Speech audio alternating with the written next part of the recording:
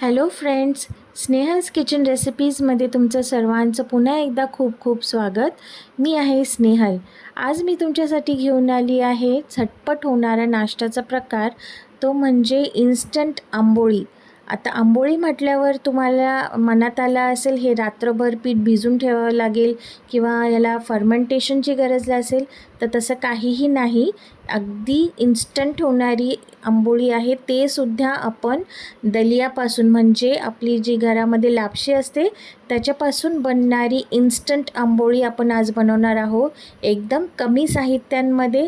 आणि ह्याचं प्रमाण मी अगदी अचूक सांगितलं आहे, तर व्हिडिओ शेवटपर्यंत बघा. तर लगेच सुरुवात करूया. पण त्यापूर्वी जर तुम्ही चॅनलवर नवीन असाल तर चॅनलला लाईक, शेअर आणि सबस्क्राईब करायला अजिबात विसरू नका. आणि सबस्क्राईब करताना बेल बटनवर हिट करायला तर अजिबातच विसरू नका. चला तर मग.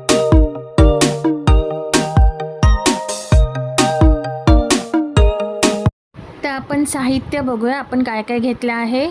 इथे मी 2 कप दलिया घेतला आहे, म्हणजे की लापशी.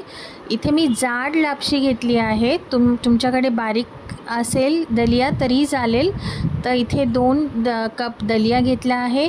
1 कप मी पूर्ण दही घेतला आहे आणि 1 वाटी ज्वारीचं पीठ घेतलं आहे. तर प्रमाण व्यवस्थित बघून घ्या. 2 कप दलिया, 1 कप दही आणि 1 वाटी ज्वारीचं पीठ. तर सर्वात आधी आपण एका भांड्यामध्ये दलिया घ्यायचा आहे. इथे 2 कप मी दलिया घेतला आहे. आता यामध्ये आपण 1 कप दही मिक्स करणार आहोत. दही आपण आता हे व्यवस्थित आपल्याला मिक्स करून घ्यायचं आहे. दही ॲड केल्यावरती आपल्याला हे व्यवस्थित मिक्स करून घ्यायचं आहे. हे बघा, व्यवस्थित त्याला भिजून ठेवायचं आहे दह्यामध्ये आणि झाकून ठेवायचं आहे. 15 मिनटासाठी आपल्याला हे असंच ठेवून द्यायचं. आता 15 मिनटानंतर जे हे दही आणि दलिया आपण मिक्स करून ठेवलं होतं ते आपण मिक्सरमध्ये वाटून घ्यायचं आहे. वाटून घेतल्यानंतर आता यामध्ये आपण ज्वारीचं पीठ ॲड करणार आहोत. तर आपण जे 1 वाटी ज्वारीचं पीठ घेतलं होतं ते आपण आता यामध्ये घालणार आहोत. आता हे व्यवस्थित आपल्याला मिक्स करून घ्यायचं आहे. कुठेही आपल्याला याच्यामध्ये लम्स राहता कामा नये. व्यवस्थित आपल्याला हे छान एकजीव करून घ्यायचं आहे. अशा प्रकारे आपण याला व्यवस्थित आता हे छान मिक्स करून घेणार आहोत. बघा, याची कन्सिस्टन्सी आपल्याला अशीच हवी आहे. कुठेही आपल्याला ज्वारीच्या पिठाच्या अशा गाठी नाही राहायला पाहिजे. व्यवस्थित आपण हे मिक्स करून घेणार आहोत आता. ठीक आहे. आता ह्यामध्ये आपण चवीनुसार मीठ घालणार आहोत. मीठ आपल्या चवीनुसार घालायचं आहे आणि थोडासा खाण्याचा सोडा घालायचा आहे. तुमच्याकडे इनो असेल तर तेही तुम्ही घालू शकता. तर इथे मी आता तवा तापत ठेवला आहे. तवा आपण व्यवस्थित तापून घ्यायचा आणि थोडंसं तेलाने ग्रीस करून घ्यायचा, जेणेकरून आपले जे आंबोळी आपण टाकणार आहे ते आपण चिकटणार नाही. तर आपण आता एक एक करून आता सुरुवात करूया. व्यवस्थित पसरून घ्यायची. तुम्ही बघू शकता लगेच कशी जाळी पकडली आहे. तर आपण हे व्यवस्थित एका बाजूने भाजून घ्यायचे.